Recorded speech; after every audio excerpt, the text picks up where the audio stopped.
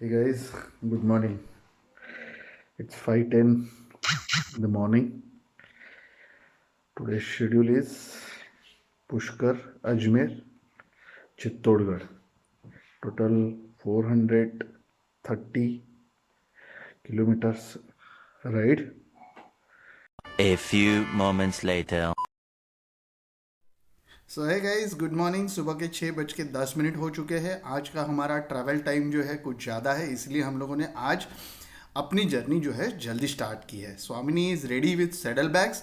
तो bye bye करके जोधपुर को हम निकल रहे हैं अपने फर्स्ट डेस्टिनेशन विजिट के लिए। वो है अजमेर शरीफ। ऑन दी वे बोरोंदा करके एक गांव लगा, वहाँ पे हमें मिला शेरू। शेरू के साथ खेलते खेलते 15-20 मिनट का वक्त कैसे निकल गया पता ही नहीं। बोरुंदा जो है एक सिटी प्लेस है जहाँ पे आप आधे पौने घंटे का वक्त आराम से गुजार सकते हैं। शेरू के साथ भी हमने वही किया। एक बढ़िया होटल मिला, ढाबा जिसे कह सकते हैं, वहाँ पे हम लोग अपने ब्रेक के लिए रुके क्योंकि तकरीबन 2.5 से 3 घंटे का जर्नी हम लोगों ने क्रॉस कर दिया था।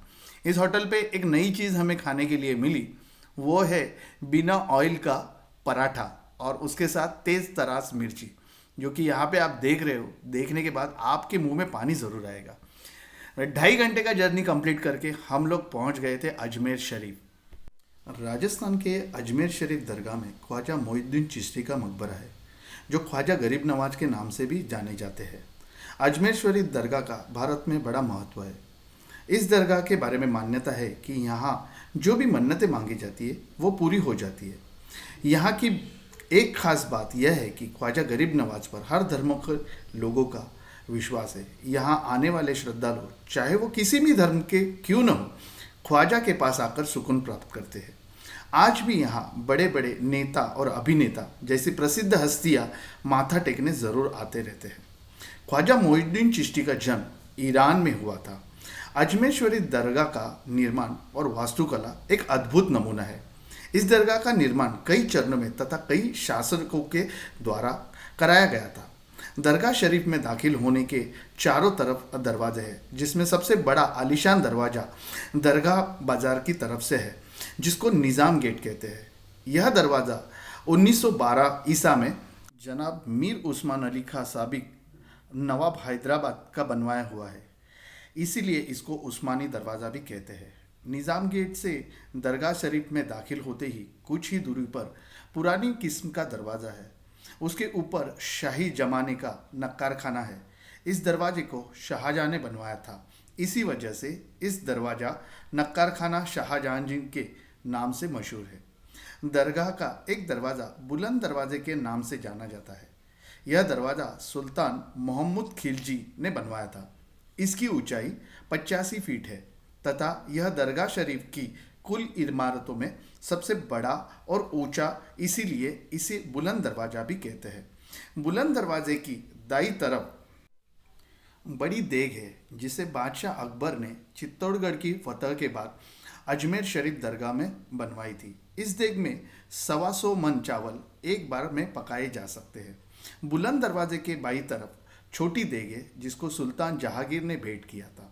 इसमें 80 मन चावल एक साथ पकाया जा सकता है। अजमेर शरीफ दरगाह में बादशाह अकबर के द्वारा बनाई गई अकबरी मस्जिद भी है, जिसको बादशाह अकबर ने बनवाया था। इसके अलावा भी और भी कई निर्माण कार्य अलग अलग शासकों के द्वारा कराए गए थे।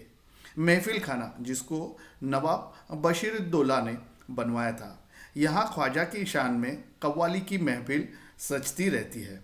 दरगाह को पक्का करने का काम काठमांडू के सुल्तान सुल्तान गयासुद्दीन खिलजी ने करवाया था। दरगाह के अंदर बेहतरीन नक्काशी किया हुआ एक चांदी का कटघरा है। कटघरा के अंदर ख्वाजा मोइनुद्दीन चिश्ती का मज़ार है। यह कटघरा जयपुर के महाराजा जयसिंह ने बनवाया था।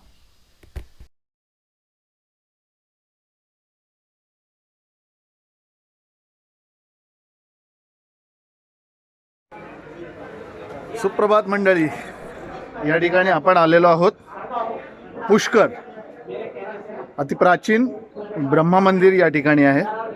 या ठिकाणी आपले गाईड मिस्टर प्रेम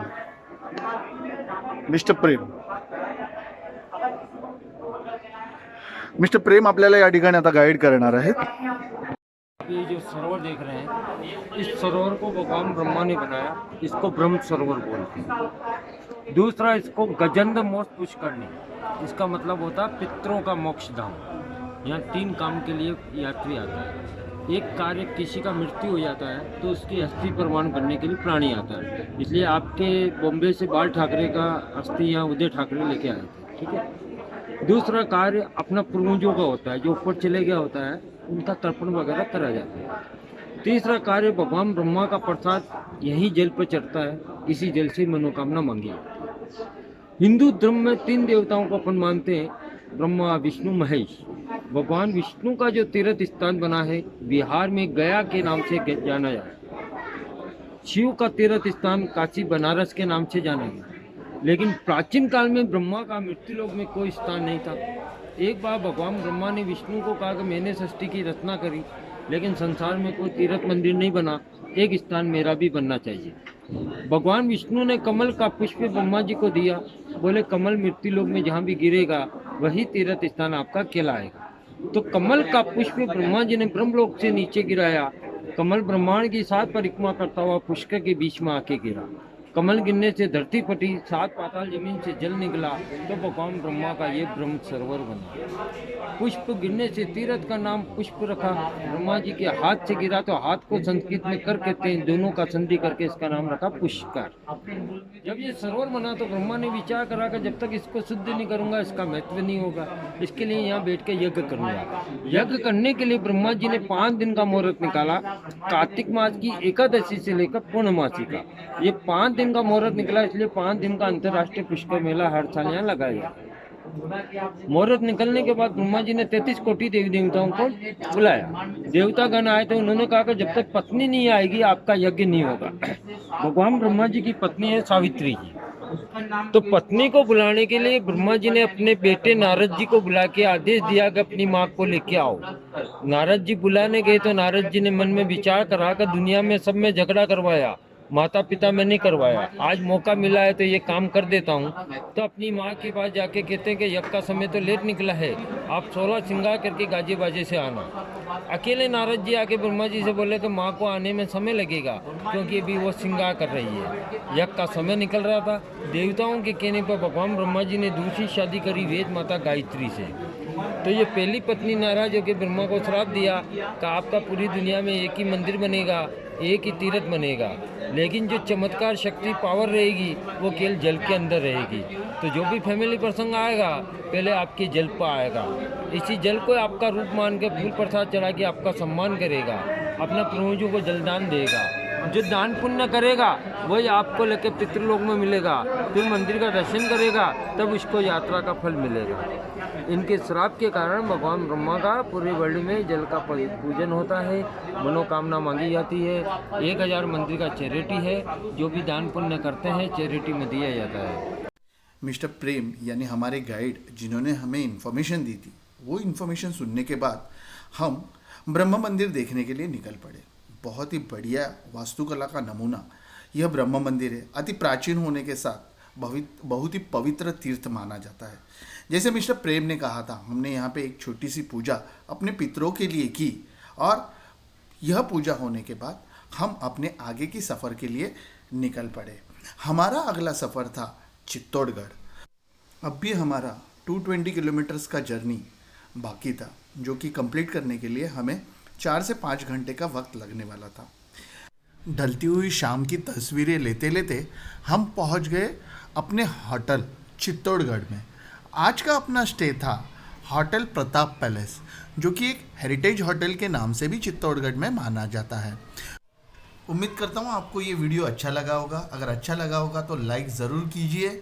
अगर आपने अभी तक मेरा चैनल सब्सक्राइब नहीं किया होगा तो सब्सक्राइब ज़रूर कीजिए और बेल आइकन का बटन ज़रूर प्रेस कीजिए। Thank you.